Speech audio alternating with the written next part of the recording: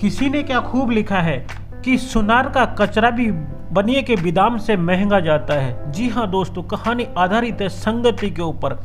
एक बार एक गांव के अंदर एक किसान था। किसान काफ़ी गरीब था और गरीबी के अंदर अक्सर लोग दूसरे के पास पैसे जमा करा दिया करते हैं। सेठ साहूकारों के पास पैसे रख दिया करते हैं। ये प्राचीन समय की बात है। तो किसान ने जो भी पैसे कमाता सेठ जी को ले जाकर दे देता था कि सेठ जी के पास उसके पैसे जुड़ जाए।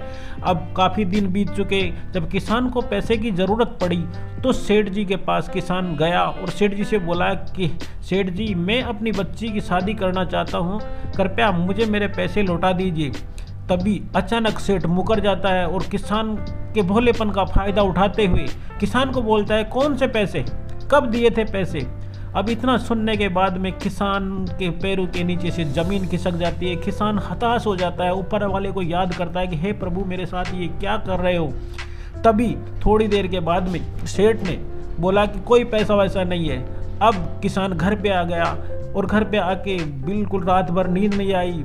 दूसरे दिन जब वो सुबह उठा तो उसने सोचा कि मैं राजा के पास जाके सेठ जी की शिकायत करता हूँ। और जब सुबह उठा तो वो राजा के महल में जाके सेठ जी की शिकायत की कि सेठ जी के पास मेरे सारे पैसे जमा है मगर सेठ जी देने से मना कर रहा है।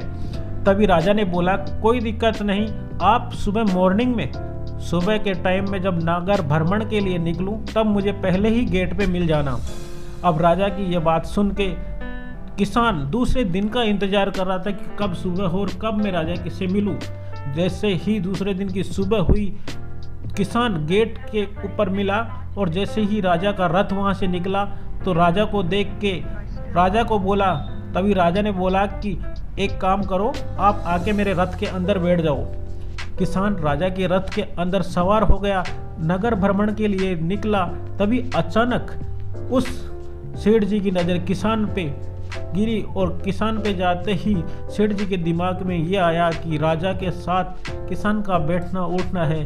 अगर इस किसान ने मेरी भूल से भी थोड़ी सी भी शिकायत राजा को कर दी तो मुझे फांसी की सज़ा ज़रूर मिलेगी। जी हाँ दोस्तों, अब ये दिमाग में उसके सेठ जी के चलने लगा। सेठ जी को रात भर नींद नहीं आई। सुबह जल्दी ही जाके किसान के पैर पकड़ लिए और बोले कि आपके जितने पैसे हैं मैं लौटा दूंगा, मगर आप मेरे से प्रॉमिस करो कि ये बातें आप राजा को नहीं बोलोगे। तभी किसान ने बोला कि आप मुझे मेरे पैसे दे दीजिए, मैं किसी से कोई शिकायत नहीं करूँगा। जी हाँ दोस्तों, ये होता है संगति का असर। अगर आप किसी कमज़ोर के साथ रहोगे तो आपको हमेशा दबाया जाएगा, और अगर आप किसी ताकतवर के साथ रहोगे तो लोग आपको भी सलूट करेंगे। जिस प्रकार से जब किसान उस राजा के साथ बैठ के नगर भ्रमण के लिए निकला तभी सेठ जी के दिमाग में आया कि इसका किसके साथ उठना बैठना है। तो आप भी अपने उठने बैठने को सुधारिए, आप भी अपनी संगत को अच्छे लोगों के साथ कीजिए, क्योंकि आप कमज़ोर लोगों के अंदर आप रहोगे तो आप भी दुनिया में हमेशा नकारे जाओगे। इसीलिए अच्छे लोगों की संगत कीजिए और अच्छा बनने की कोशिश कीजिए, क्योंकि लाइफ के अंदर आपको वो पावरफुल लोग ही आपको आगे बढ़ा सकते हैं, न कि जो निचले स्तर के लोग हैं। तो आप हमेशा ध्यान रखिए अपनी लाइफ को आगे बढ़ाने के लिए।